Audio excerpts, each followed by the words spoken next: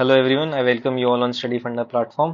तो जैसा कि आपको पता है कि मैं टेलीग्राम पे रोज टॉपिक डाल देता हूँ और शाम को आपको एक्सपेक्ट करता हूँ कि अब तक आपने लिख लिया होगा।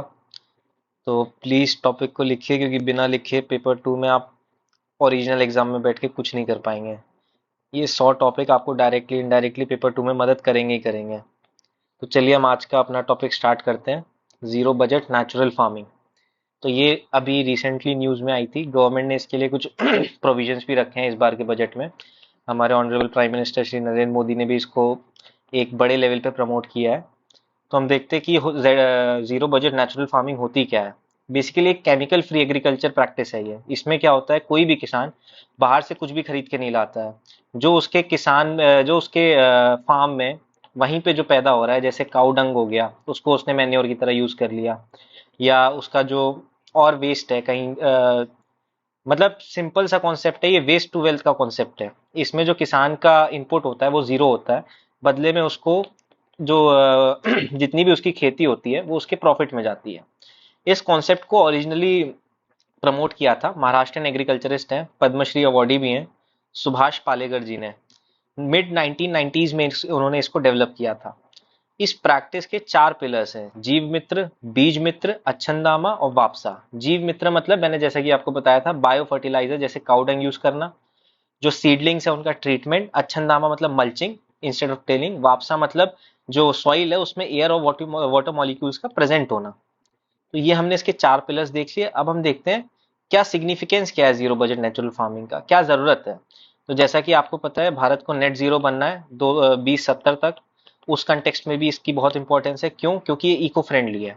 इसमें 50 से 60% कम पानी यूज होता है, कम बिजली यूज होती है। और ऊपर से जो मिथेन एमिशन है, जो एक मेजर कॉज है क्लाइमेट चेंज का या ग्लोबल वार्मिंग का, वो भी इसमें बहुत सिग्निफिकेंटली रिड्यूस हो जाती है। ये हो गया हमारा पहला सिग्निफिकेंस। अब दूसरे सिग्निफिकेंस पे आ जाइए, सॉइल हेल्थ पे।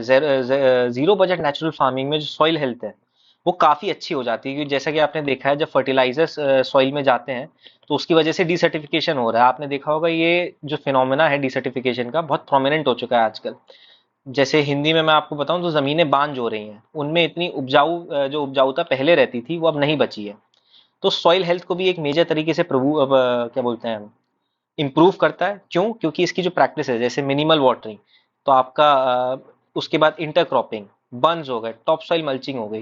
तो ये जो इंटेंसिव इरिगेशन वगैरह होता था ना, या डीप प्लगिंग होती थी, जो सॉइल हेल्थ के लिए बहुत क्या बोलते हैं, खतरनाक है, वो सारी प्रैक्टिसेस चली जाएंगी।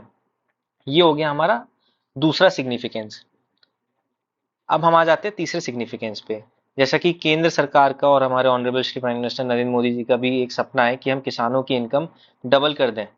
उस एस्पेक्ट में भी ये बहुत इंपॉर्टेंट है। क्यों? क्योंकि आजकल organic products, fertiliser free, chemical free products बहुत डिमांड में है मार्केट में। और आपको सबको पता है कि बहुत हाई प्राइसेस पे बिकते हैं। तो अगर zero budget natural farming implement होती है तो किसानों की जो इनकम है वो सिग्निफिकेंटली इंक्रीज हो सकती है, और जो डबलिंग फार्मर्स इनकम का हमारा सपना है वो पूरा हो सकता है। तो ये हो गया उसका तीसरा सिग्निफिकेंस।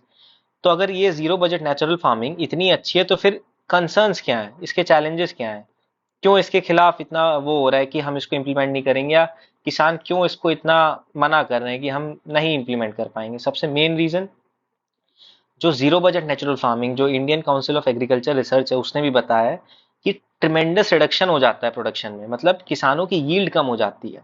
अब यील्ड कम होगी, एक खेत में किसान मान लो कितना उगाता है, एक बीघा में जितना भी उगा रहा है, मान लो एक्स उगा रहा है, तो जब वो जीरो बजट नेचुरल फार्मिंग पे जाएगा तो वो एक्स-10 समथिंग इतना कुछ उगाएगा। मतलब इन ऑल टोटल मेरा कहने का मतलब यही है कि किसान की यील्ड सिग्निफिकेंटली कम हो जाती है। इसका क्लासिक एग्जांपल है, अभी श्रीलंका में आपने देखा होगा, वहाँ इकोनॉमिक क्राइसिस आई। उसका मेजर रीजन ये था, वहाँ की गवर्नमेंट ने फर्टिलाइजर्स कंप्लीटली बैन कर दिए थे, जिसकी वजह से पूरा शिफ्ट उनका ऑर्गेनिक एग्रीकल्चरल पे चला गया था, जिसकी वजह से वहाँ मेजर फूड सिक्योरिटी इश्यूज हो गए थे।